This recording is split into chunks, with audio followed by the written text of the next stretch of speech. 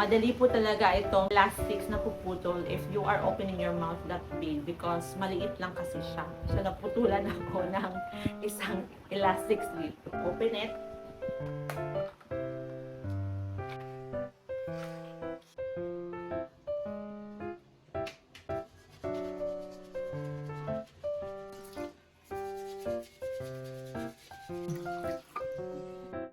Hello beautiful people!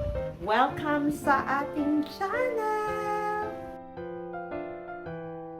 Today's video, ang ating pag-uusapan is dental care. Hindi na po ako nakapag-update sa inyo sa aking braces journey, kaya yan ang ating pag-uusapan ngayon. 2 weeks ago, I visited my dentist.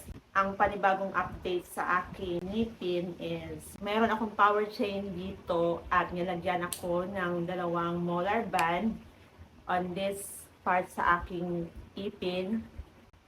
Sa ilalim, steel na circle na in-insert, and the other molar band is here. Maybe on my next visit is meron naman akong molar band sa lower part and this part. Hinay-hinay po ang proseso para po hindi mabigla ang aking ngipin. With the help of the expander, na-improve niya talaga ang formation ng upper gum ko. Meron ng mga spaces dito.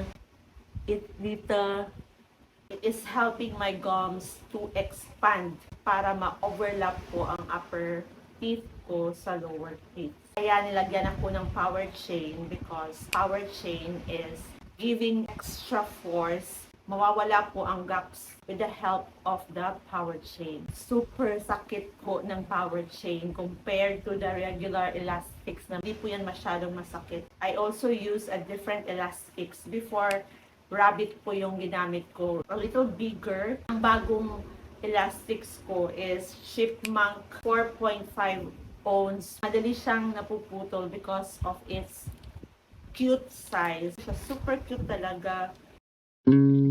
Proceed na tayo sa aking video today. It is about the 8 pieces orthodontic oral care kit na ginagamit ko sa aking ipin when I do my oral care. Iba po ang toothbrush na gagamitin pag may braces ka. Design po ito para talaga sa my braces. Very handy, travel friendly, super lightweight. 2 po ang nabili ko actually. Para po meron akong reserve kasi online ko ito siya nabibili. Forever Bright Sparkling Aloe Vera Tooth Gel.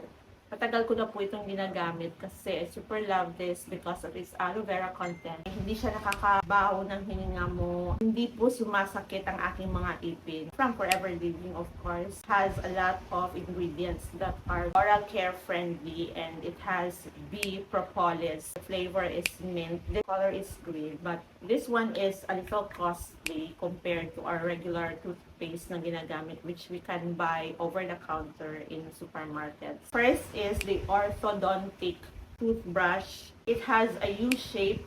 Hard to toothbrush the brackets, especially if merong mga food dyan na naka-insert. So, it has a special shape para po ma-reach ang mga kasulok-sulukan sa ating mga brackets. Second is the hourglass. It is a 3-minute time. Kailangan talaga 3 minutes po tayong mag-toothbrush. At hindi po tayo naka-braces. Dapat 3 minutes po ang running time para po thoroughly po natin naka-clean ang ating teeth sa kasulok-sulukan ng areas ng ating ipin. Meron din silang travel toothbrush. Super handy talaga.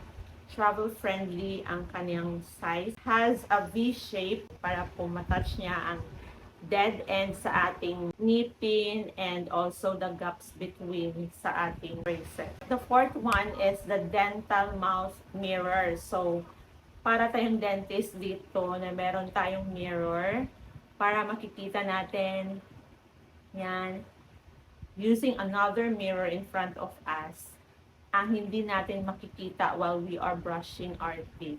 This tip is used for the wax. Later makikita natin kung paano siya gamitin.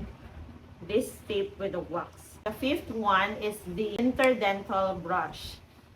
Yan, ganito ang kanyang itsura. I super like this. And ito ang ginagamit ko than the dental floss kasi easy to navigate. Madali po siyang gamitin. I just insert this mga spaces na meron sa ating teeth para makukuha ang mga tartar na hindi maaabot ng toothbrush. 6 is the orthodontic wax. Meron talagang times na yung wire is lalampas siya. It will touch the gums and super sakit at nagiging singaw. The best solution is you will use the wax. This wax is a food grade wax. User-friendly siya kahit ating malunok, okay lang po kasi this is a food grade wax. With the use of the dental mouth mirror, kunin natin siya, the tip.